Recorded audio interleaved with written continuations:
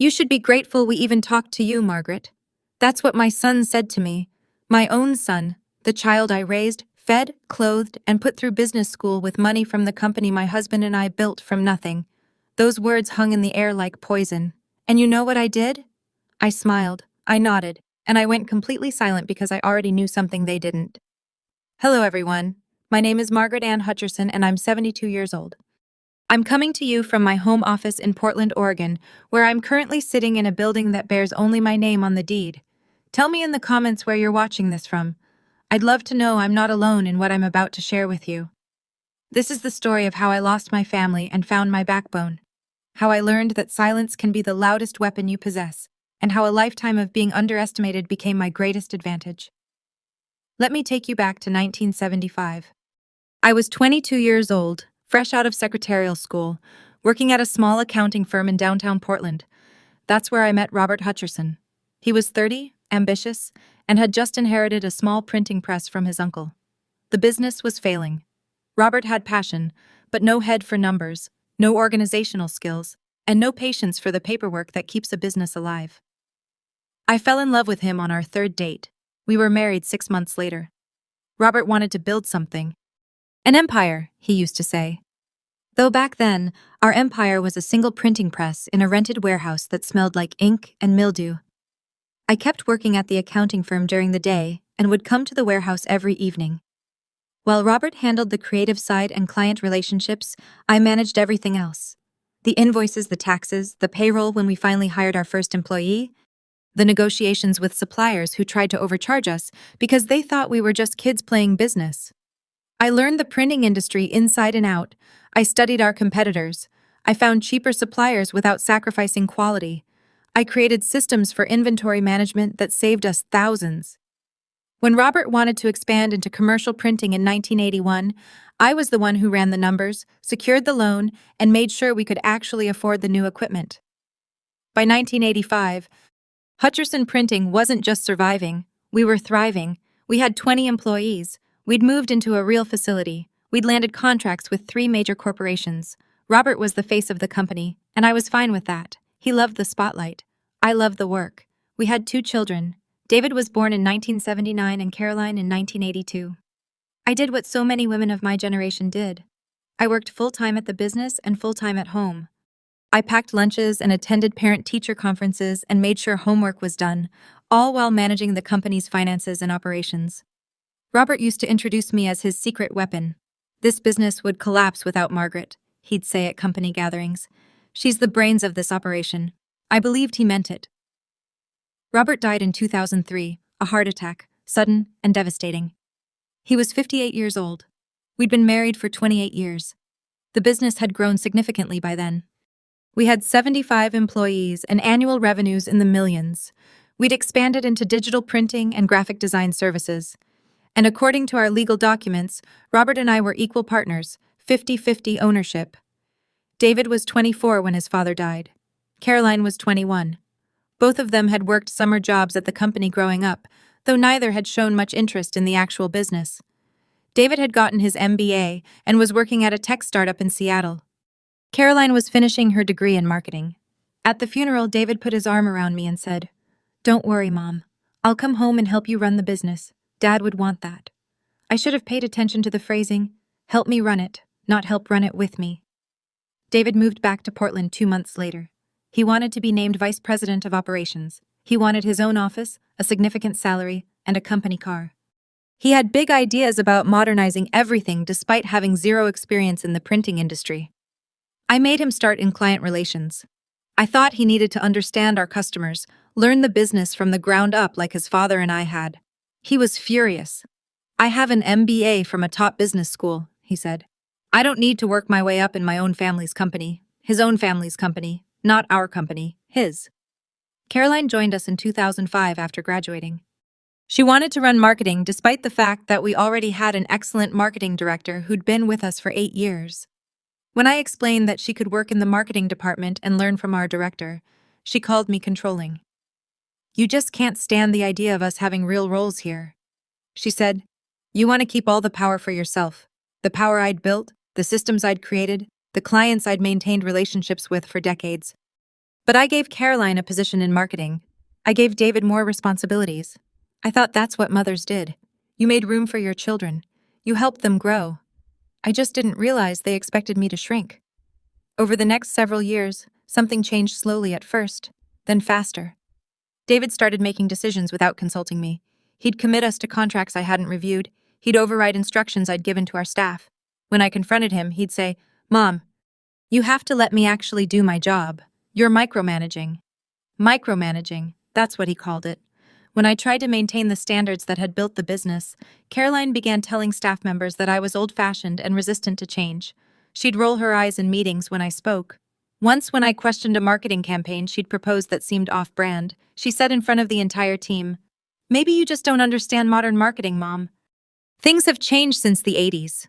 The 80s, as if I'd stopped learning and adapting the moment I turned 40.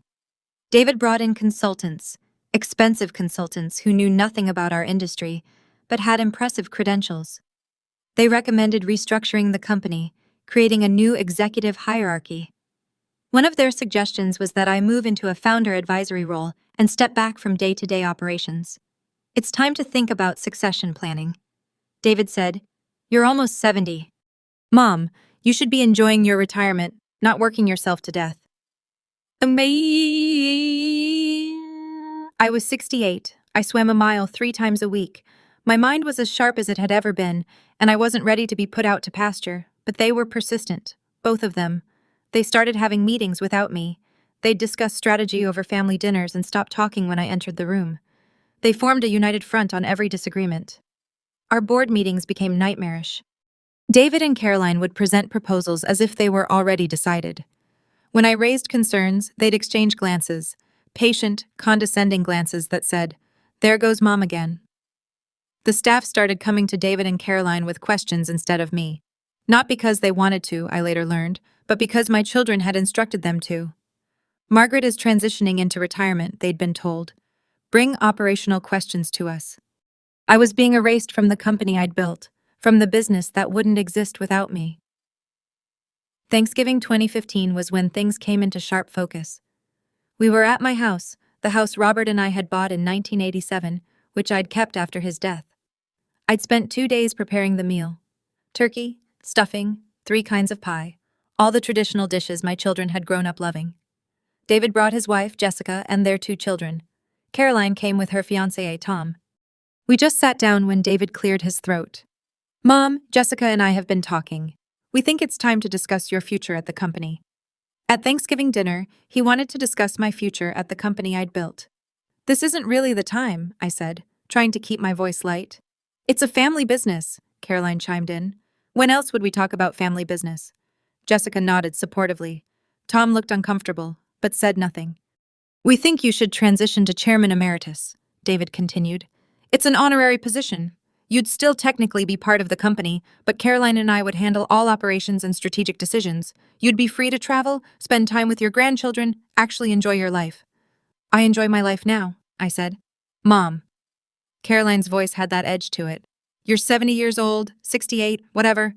The point is, it's time. You've worked hard enough. Let us take over." Let them take over the business that was legally 50% mine. "I'm not ready to retire," I said clearly. "When I am, I'll let you know." The temperature in the room dropped 20 degrees. "You're being selfish," David said. "You're holding us back because you can't let go." "I built this company," I said quietly. "You and Dad built it," Caroline corrected. "And Dad's gone. Now it's our turn." Our turn. As if a business was something you took turns with, like a toy on a playground. The dinner was strained after that. My grandchildren were the only bright spot, oblivious to the tension as they asked me for extra helpings of pie. When everyone left, David didn't hug me goodbye. Caroline kissed my cheek, but it was perfunctory, cold. I cleaned up the kitchen alone and cried for the first time since Robert's funeral. I couldn't sleep that night or the next night. I kept thinking about David's phrase, transition to chairman emeritus. Something about it felt rehearsed, planned, not like a casual conversation, but a proposal they'd discussed extensively. On Monday, I went to see Leonard Brennan, our company's attorney. Leonard had handled our legal work since 1989. He was 75, sharp as a tack, and one of the few people who remembered when Hutcherson Printing was nothing but me, Robert, and a dream. Leonard, I said, settling into the chair across from his desk. I need you to pull all the corporate documents, every single one. I want to review the ownership structure, the bylaws, the succession plans. Everything. He looked at me carefully. Margaret, is something wrong? I don't know yet, I said. That's what I'm trying to find out. It took him 3 days to compile everything. When I came back to his office, there was a file box waiting for me. I spent a week going through every document, and that's when I found it. Buried in a contract David had brought to me 8 months earlier, a contract he'd said was just a standard update to our corporate structure, was a clause, a small clause, easy to miss if you weren't looking for it. It stipulated that in the event I stepped down or was deemed unable to fulfill my duties as co-owner, my shares would be automatically distributed to my children in equal parts. I'd signed it. He'd presented it with a stack of other documents, all routine business, and I'd trusted him. I'd trusted my son. I remember that day clearly. It was a Tuesday afternoon in March 2015. David had walked into my office with his usual confident stride, carrying a leather portfolio. Mom, I've got some paperwork for you to sign, just routine corporate maintenance stuff. The attorneys recommend we update these every few years to stay compliant. I'd been working on a proposal for a major client. I was distracted, tired. He laid out 5 documents, each flagged with those little sticky arrows showing where to sign. He'd explained each one quickly. New banking resolution, updated liability insurance, corporate structure clarification, standard language, standard forms.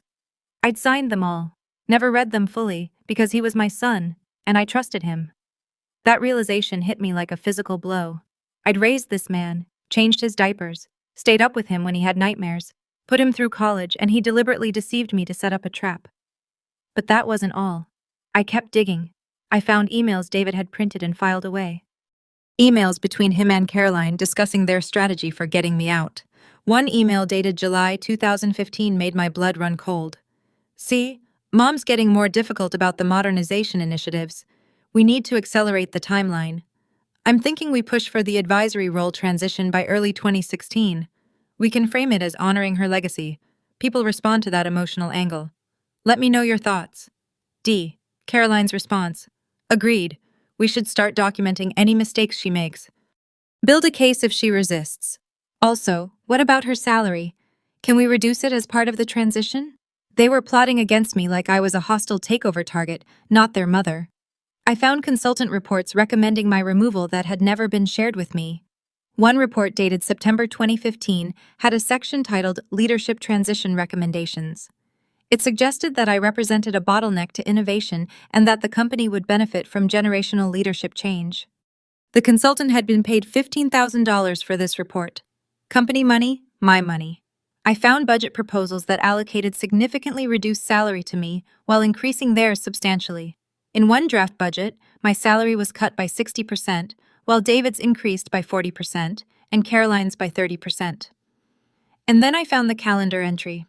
On David's calendar, which he synced to the company system 6 months out, there was an entry that read, Board meeting, vote on Margaret's transition to advisory role. It was scheduled, planned, inevitable in their minds. They were planning to force me out, my own children. I sat in Leonard's conference room, surrounded by papers, documents, evidence of betrayal, and I felt something shift inside me. The sadness hardened into something else, something cold and focused. I called my longtime assistant, Patricia. She'd been with me for 18 years and had remained loyal, even as David and Caroline tried to sideline me. Patricia, I need you to do something for me. And I need you to keep it completely confidential. Can you do that? Of course, Margaret, what do you need? I need copies of every communication David and Caroline have sent through company systems for the past 2 years. Emails, calendar entries, internal memos, everything. Can you access that without them knowing? There was a pause. I can. And Margaret, I'm glad you're finally doing something about this. What they've been doing to you isn't right. So, she'd noticed. Of course she had. I wondered how many other employees had seen what was happening and felt powerless to stop it. Patricia worked her magic over the next week. She delivered everything on a secure flash drive. I spent hours going through it all.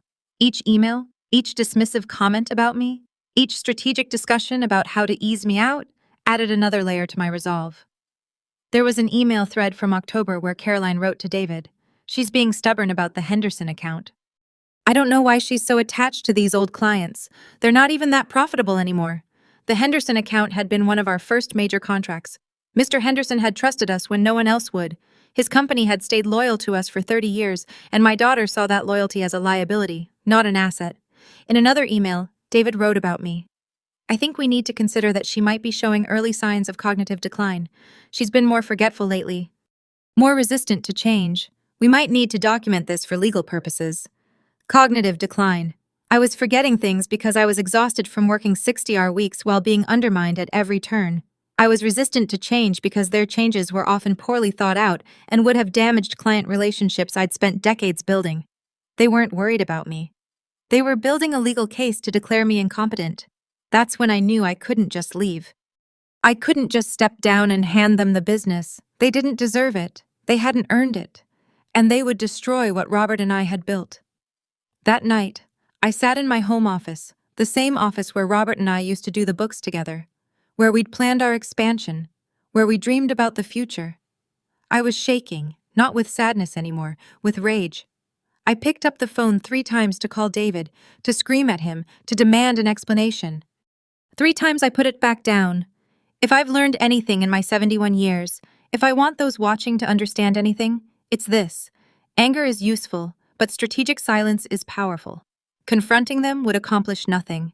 They'd deny it, gaslight me, make me out to be paranoid or unstable. They'd probably use my emotional reaction as more evidence of my supposed cognitive decline. See, Mom's becoming erratic. She's making wild accusations. This just proves we need to move forward with the transition. No, I would not give them that ammunition. I made a decision. I would not confront them. I would not give them the satisfaction of my hurt. I would not show my hand. I would go quiet, and I would find another way. The next day at work, I was pleasant, agreeable. When David proposed a new initiative that I knew would waste money, I nodded and said, "That sounds interesting. Go ahead." When Caroline critiqued one of our long-standing client relationships, I simply said, "You might be right. I'll think about that." They looked surprised but pleased, like they'd finally gotten through to me, like I was finally becoming reasonable. The transformation was immediate and striking. In meetings, I stopped challenging their ideas. When they made decisions I disagreed with, I stayed silent. I started asking them for advice on things I could have handled in my sleep. "David, I'm not sure about this new software system. What do you think we should do?" "Caroline, you understand social media better than I do. Whatever you think is best." I watched them pin. They thought they'd won. They thought I'd finally accepted my place. That week, David stopped by my office. "I'm glad we're all on the same page now, Mom. I know change is hard, but this is good for everyone." I smiled at him. "I trust your judgment, sweetheart." If you could have seen his face, relief and something else. Something that looked like triumph. Caroline became bolder. She started making company decisions without even the pretense of consulting me. She redesigned our logo without approval. She committed us to expensive trade show presents I hadn't signed off on. She hired her college friend into a senior marketing position at a salary that made my eyes water. When I raised a mild objection, she patted my hand. "Don't worry about it, Mom. This is what modern companies do. You focus on your transition planning." My transition planning? Like I was a terminal patient preparing for the inevitable. I let her think that. I let them both think that. But every evening I went home and worked. I met with Leonard in secret, always at his house or mine, never at his office where we might be seen. I studied corporate law. I reviewed every document, every clause, every possible avenue, and I started being very, very careful about what I signed. When David brought me documents, now I read every word, every single word. I asked questions. "What exactly does this clause mean, David? Can you explain the purpose of this section?" He'd get impatient. "Mom, it's standard legal language. The attorneys drafted it. You don't need to overthink every detail." But I did. I read everything and I stopped signing anything that wasn't absolutely necessary. "I need to have my personal attorney review this first. I'd say just to be safe." David would sigh. "You're being paranoid, but fine. Whatever makes you comfortable." He thought I was being a difficult old woman. He had no idea I was protecting myself. During this time, I also started reconnecting with our employees. Not the executives, not the people David and Caroline had brought in, but the long-term staff, the people who'd been with us for decades. I had lunch with our production manager, Frank, who'd started as a press operator in 1987. How are things going, Frank? Really going? He hesitated, then said carefully. Things are changing, Margaret. Not all of it good. Some of the new efficiency measures are causing quality issues. We're rushing jobs that should take time. Tell me more, I said. He did. He told me about corners being cut, about experienced staff being pushed out in favor of cheaper labor, about client complaints that were being hidden from me. David and Caroline's modernization was damaging the company's reputation, but they were cooking the books to hide it. I had coffee with Susan, our longest-serving client service representative. She'd been with us since 1992. Susan, I need you to be honest with me. How are clients really responding to the changes? She looked around nervously, then leaned in. Margaret, we've lost 3 major accounts in the past 6 months. David told the board they chose to leave, but that's not true. They left because we missed deadlines and the quality wasn't what they expected. I tried to tell him, but he said I was being resistant to change. 3 major accounts that represented almost $1 million in annual revenue, and David had lied to the board about it. I collected information quietly, carefully. I documented everything, not just the legal case against them, but the business case, the evidence that their leadership was actively harming the company. I also started having conversations with our bank. Casual conversations at first, just curious if someone wanted to restructure ownership in a private company. What would that process look like? Our relationship manager, Thomas, had worked with us for 15 years. He knew our financials intimately. Depends on the structure, Margaret. Why do you ask? Just thinking about the future, I said vaguely. Estate planning, that sort of thing. But I was planting seeds, making sure that when the time came, when I needed that loan, the bank would already be thinking about it. I was building my case piece by piece, brick by brick, in complete silence. And David and Caroline had no idea. I became a ghost in my own company. I attended meetings, but said little. I reviewed documents, but stopped pushing back on decisions. I was present, but passive, exactly what they wanted me to be. But every night I went home and worked, I called Leonard Brennan to my house instead of meeting at his office. I told him everything. He was horrified. Margaret, that clause David had you sign, it's potentially fraudulent if he misrepresented its purpose to you. But proving that would mean a court battle with your children. Are you prepared for that? I don't want a court battle, I said. I want the business, all of it. Is there a way? Leonard leaned back in his chair thinking. Tell me everything about how the company's ownership is currently structured. I did. Robert and I had been 50-50 partners. When he died, his 50% passed to me through his will, so I owned 100%. But then, trying to be a good mother, trying to bring my children into the family business properly, I'd restructured. I'd given them each 20%, retaining 60% for myself. That meant I still had majority control, barely. The key, Leonard said slowly, is your 60%. As long as you maintain majority ownership, you have the ultimate authority over business decisions, including the power to change the ownership structure, the board composition, everything. But the clause David had me sign, I said, only triggers if you step down or are deemed incapacitated. As long as you remain active and competent, which you clearly are, it's meaningless. He was trying to set up a trap for the future. We spent the next 3 months building a strategy. Leonard consulted with 2 other attorneys specializing in business law and family business disputes. They reviewed every document, every clause, every possible angle, and they found something David and Caroline didn't know about. Something even I had forgotten. Back in 1998, when the business was expanding rapidly, Robert and I had put in place a buy-out agreement. It was a protection mechanism common in partnerships. If one partner wanted out, or if there was an irreconcilable conflict that threatened the business, either party could trigger a buyout process. The agreement specified that the majority owner had first right to buy out minority shareholders at fair market value determined by an independent business valuation. It was still valid, still legally binding, and I was the majority owner. If you trigger this, Leonard warned me, you'll need to pay them fair market value for their shares, 20% each. Based on our current revenues and assets, we're looking at probably $3 million per child, $6 million total. Do you have access to that kind of capital? I didn't. Not immediately. My assets were tied up in the house, in retirement accounts, in the business itself. But Leonard had a solution. We can structure a loan using the business itself as collateral.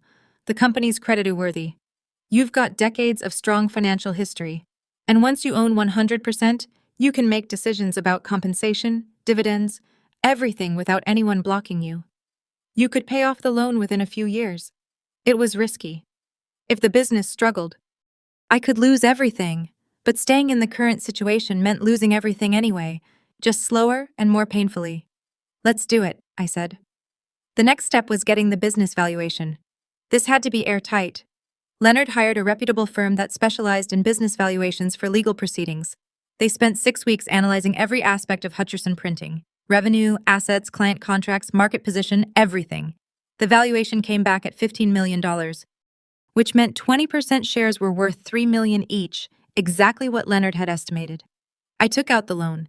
It was the most terrifying thing I'd ever done, putting my financial security on the line at 71 years old. But Leonard had found a bank willing to work with me, partly because the business had such a strong credit history, and partly because I was taking majority control, which actually reduced the bank's risk. While this was happening, I maintained my act at work. Sweet, passive, increasingly forgetful Margaret. I started making small mistakes, nothing catastrophic, but enough to reinforce their narrative that I was slipping. Once I accidentally sent an email to the wrong client. Another time I showed up to a meeting on the wrong day. David and Caroline exchanged knowing looks. Mom's really declining. I heard Caroline whisper to her brother, "Perfect. Let them think that." I started talking about maybe traveling more, about how I was tired, about how they were probably right that I should slow down. Their relief was palpable. They thought they were winning. In February 2016, David scheduled that board meeting, the one from his calendar, to discuss Margaret's transition to an advisory role. I told him that sounded fine. I'd be there. Before you continue watching, can I ask you to hit that subscribe button? Because what happens next is the moment I'd been planning for months, and I promise you, it's worth staying for. The board meeting was scheduled for February 18th at 2 o'clock in the afternoon. Our board consisted of 5 people: me, David, Carolyn, and 2 outside advisors they'd brought in the previous year. Those advisors had seemed neutral before, but I'd noticed they sided with David and Caroline on every vote. I asked Leonard to attend as corporate counsel. David seemed fine with that, just routine legal presence. The meeting started with standard business, financial reports, which were strong. We were having a good year. Client updates, nothing controversial. Then David cleared his throat. Item 7 on the agenda, discussion of company leadership structure. He pulled out a presentation.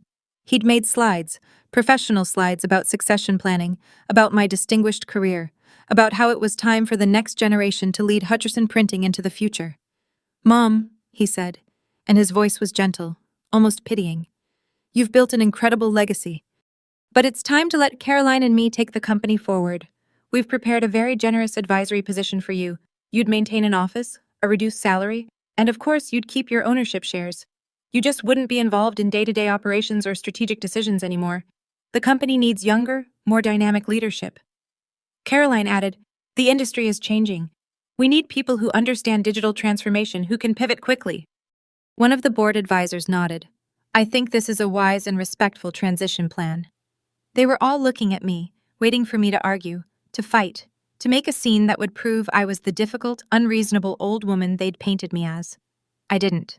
I simply turned to Leonard. "I believe you have some documents to distribute." Leonard opened his briefcase and pulled out folders, 5 of them. He placed one in front of each person at the table. "What's this?" David asked, his confidence faltering slightly. "Please open the folders," I said calmly. They did. I watched their faces as they read. Confusion first, then shock, then horror. "This is notice," Leonard said formally, "that Margaret Hutcherson, as majority owner of Hutcherson Printing, is exercising her rights under the buy-all agreement established in 1998 to purchase all minority shares of the company." "What?" Caroline's voice was shrill. "You can't do that." "I absolutely can," I said. "And I am. You'll find the independent business valuation in your packets. You're each being offered $3 million for your 20% shares. That's fair market value. The agreement stipulates you have 30 days to accept the offer or negotiate. But if we can't reach an agreement, a judge will enforce the buyout at the appraised value." "Mom," David's face had gone pale. "You can't be serious. I'm completely serious. You're stealing our inheritance." Caroline stood up, her chair scraping loudly. "Your inheritance?" I kept my voice level. "I gave you those shares generously. Perhaps too generously, as it turns out. But this company isn't your inheritance, Caroline. It's my life's work, mine and your father's, and I'm not ready to hand it over to people who've spent the last year trying to force me out. We were trying to help you, David insisted. Help me. I pulled out my own folder. Is that what you call the emails where you discussed handling the Margaret problem? The consultant reports you commissioned that recommended my removal but never shared with me? The clause you slipped into documents claiming it was routine when it was actually designed to strip my shares if you could get me declared incapacitated. The room went silent. You were trying to steal my company, I said. My company? Did you really think I wouldn't notice? Did you think I was that far gone? This is insane, David said, but his voice had no strength behind it. We're your children. Yes. You are, which is why I gave you opportunities, positions, ownership in this company, and you repaid me by trying to push me out like I was nothing, like I hadn't spent 40 years building this business, like I was just some obstacle in your way. I stood up. You told me I should be grateful you even talked to me. Do you remember that, David? At the Christmas party last year, you said I should be grateful for what? For being tolerated by my own son in the business I built. He had the grace to look ashamed, but only for a moment. You'll regret this, Caroline hissed. We'll fight it. We'll tie this up in court for years. Leonard spoke up. You're welcome to try, but the buy-sell agreement is ironclad. We've had 3 attorneys review it. You will lose and you'll spend a fortune in legal fees, and the final result will be exactly the same. You'll be bought out at fair market value. The only question is whether you want to accept the offer now or waste time and money fighting the inevitable. They fought it. Of course they did. They hired their own attorneys. They filed motions. They tried to argue I was acting out of spite, that the buyout wasn't in good faith, that I was mentally incompetent. That last one particularly enraged me. I submitted to a full neurological evaluation just to prove them wrong. The doctor's report said I had the cognitive function of someone 20 years younger. 4 months later, in June 2016, a judge upheld the buyout. David and Caroline were each paid $3 million for their shares. They stopped speaking to me entirely. I own 100% of Hutcherson Printing now. I paid off the loan in 3 years ahead of schedule. I promoted several long-term employees into leadership positions, people who'd been overlooked while my children played at being executives. The company is more profitable now than it's ever been. My grandchildren still visit sometimes, though less often. David and Caroline have tried to turn them against me. But teenagers are smart. They ask questions. They want to understand. I tell them the truth, age appropriately, and let them draw their own conclusions. Do I wish things had been different? Of course. I wish my children had valued me. I wish they'd seen me as a partner instead of an impediment. I wish I could have handed them the business with pride instead of having to take it back by force. But I don't regret what I did. Not for a second. This is Margaret Ann Hutcherson signing off from the office that bears my name. Only my name. And I earned every letter of it.